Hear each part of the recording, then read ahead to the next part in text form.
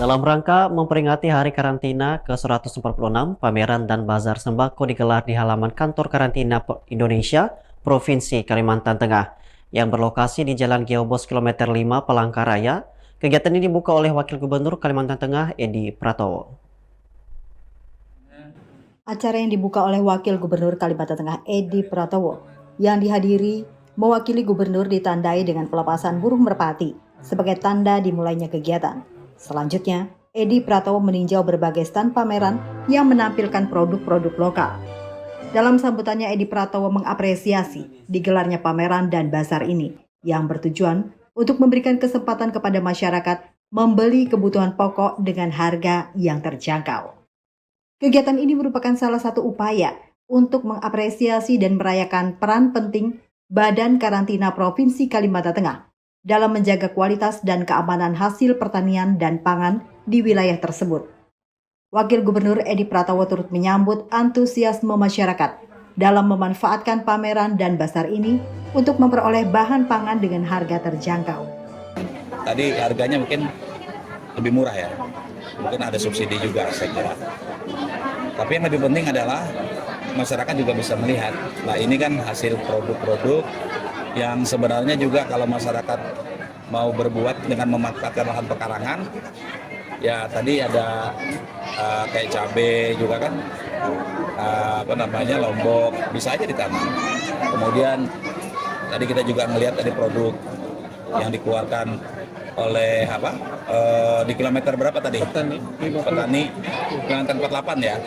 Nah itu ada semangka yang besar.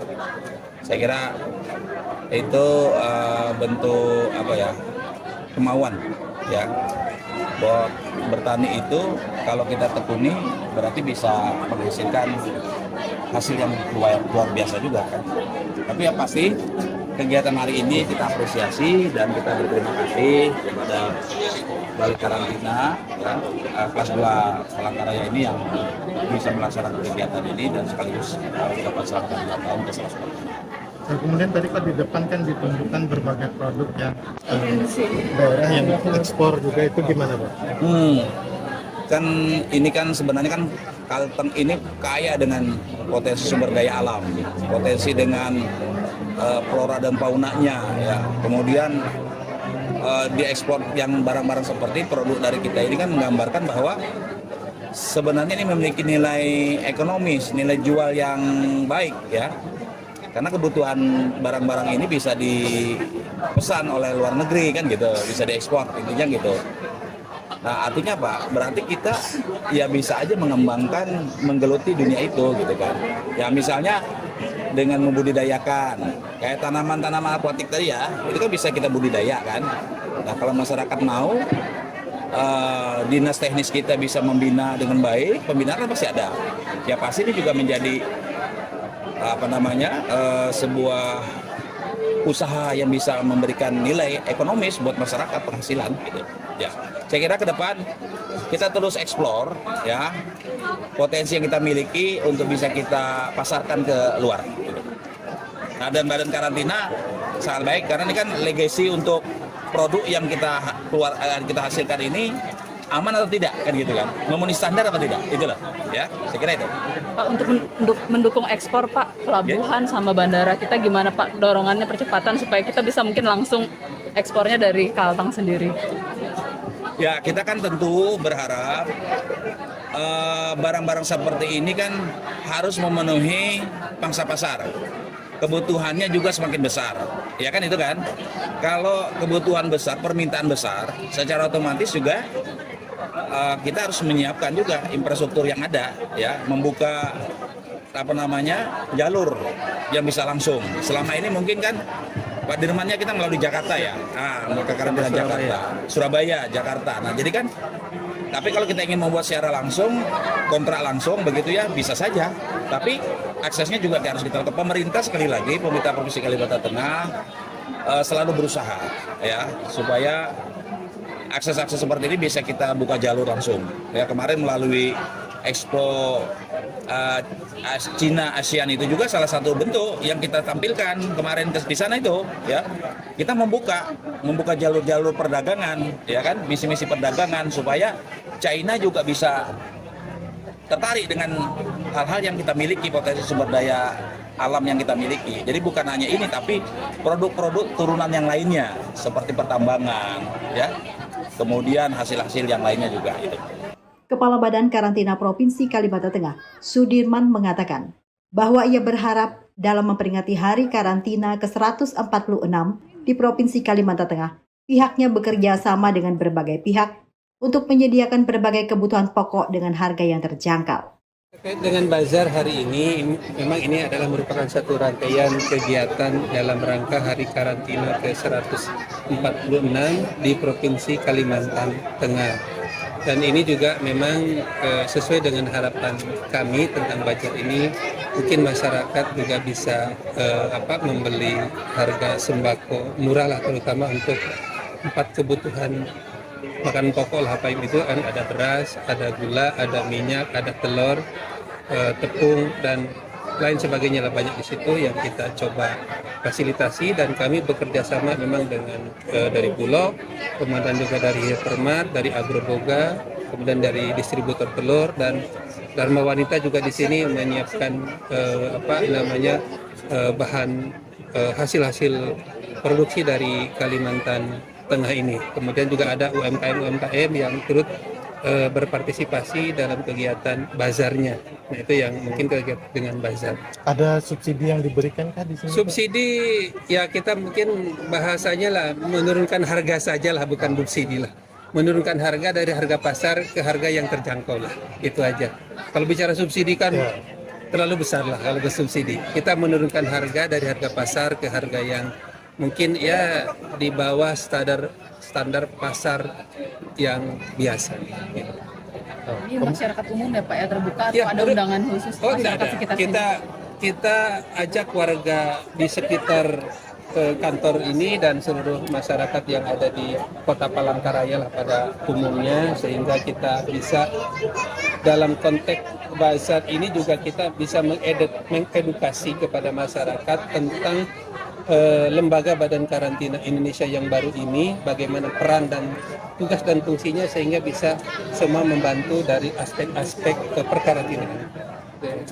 Pak, untuk yang produk-produk ekspor ini Pak, yang saat ini jadi mungkin fokus atau prioritas dari Balai sendiri apa sih Pak? Kalau dari kami sebenarnya kan kami berada dalam konteks sertifikasi produk yang akan diekspor.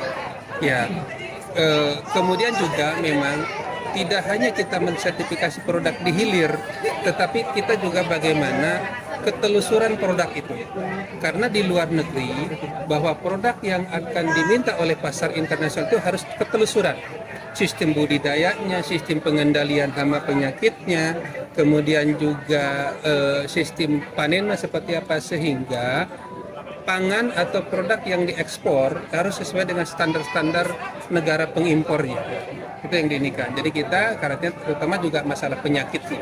Ya, jadi kita harus lakukan kalau ada penyakit yang terbawa oleh produk yang kita ekspor, kita lakukan tindakan perlakuan karantina. Bagaimana untuk pelaksanaannya di Kalteng sendiri Pak? Maksudnya? Pelaksanaan kegiatan tersebut. Kalau untuk pelaksanaan kegiatan, kita kan di Kalteng ini untuk karantina Palangkaraya dan Perikanan ini kan tersebar di beberapa pintu pemasukan dan pintu pengeluaran. Nah, untuk di karantina pertaniannya, di karantina kita di bidang teknis hewan dan tumbuhan itu melakukan sertifikasi ekspor di Pangkalan Bun bisa, di Sampit bisa, di bandara sini dan kantor induk sini bisa dilakukan untuk sertifikasi pelayanan ekspornya. Nah, untuk produk-produk ekspor memang yang sekarang yang lebih dominan adalah dari tanaman kelapa sawit dan turunannya, serta dari kayu eukaliptus yang diekspor dalam bentuk chip untuk keperluan kertas. Itu diekspor juga bahan kertas. Ada juga yang diekspor berbentuk pelet, ya itu mungkin itu untuk bahan bakar. Dan itu kalorinya masih mungkin hampir seimbang dengan batu bara. Itu yang ada mungkin sampelnya itu yang kecil-kecil kayak pakan pelet itu. Nah, itu adalah kalorinya tinggi kalau dijadikan sebagai briket. kayu gitu. Gitu. Pak, untuk yang pengawasan dan persertifikasian itu memenuhi syarat seperti apa, Pak? Ya, pertama kan dari segi kualitas, ya. Kualitas barang itu kan apa yang diminta oleh luar negeri, ya kita penuhi kualitasnya. Makanya tadi bicara masalah ekspor harus memenuhi 3K. Kualitas, kuantitas, dan kontinuitas di situ. Kualitas ada, tapi kontinuitasnya nggak ada, nggak bisa juga. Karena kalau namanya ekspor itu kan harus terus jalan karena sistem kontrak dagang gitu kan. Makanya kita harus berbicara 3K, kualitas, ya, kuantitas, dan kontinuitas di situ. Itu yang harus dijaga kita. Terkait dengan masalah jumlah, itu tidak selalu harus besar.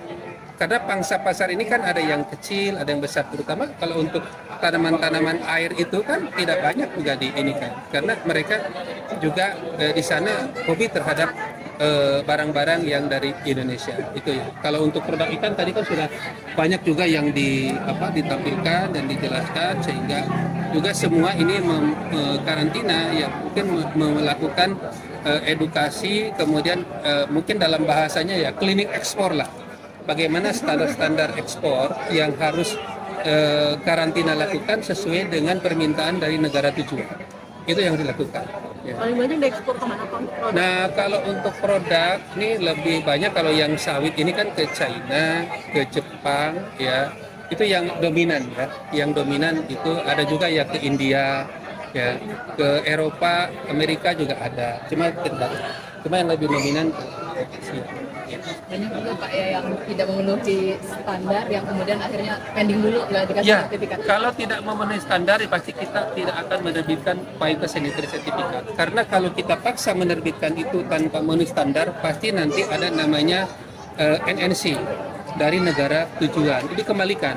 Bahkan mungkin nanti bisa dimusnahkan di negara tujuan karena tidak memenuhi kriteria standar. Contoh begini. Jangankan mungkin pemenuhan standar itu sudah dilakukan tetapi tidak sesuai antara jumlah dengan yang tertulis di dokumen itu juga dianggap itu barang ilegal. Ya karena ya mungkin namanya jualan ini kan ingin cari untung sehingga menambahkan jumlah di situ. Itu nggak boleh gitu kan. Jadi harus sesuai dengan manifest barang. Itu yang harus dilakukan. Antusiasme masyarakat terlihat dari kerumunan di sekitar stand-stand pameran dan bazar. Mereka dengan senang hati membeli sembako murah dan berkualitas tinggi yang disediakan dalam acara ini. Harapannya, kegiatan semacam ini dapat terus diadakan untuk mendukung ekonomi lokal dan memastikan kebutuhan masyarakat terpenuhi dengan harga yang terjangkau. Pameran dan bazar sembako ini tidak hanya memberikan manfaat ekonomi, tetapi juga memperkuat rasa persatuan dan gotong royong di tengah masyarakat Kalimantan Tengah. Semoga semangat kebersamaan ini terus berkembang dan memberikan dampak positif bagi seluruh warga. Dari Kota Palangkaraya, Hariri melaporkan.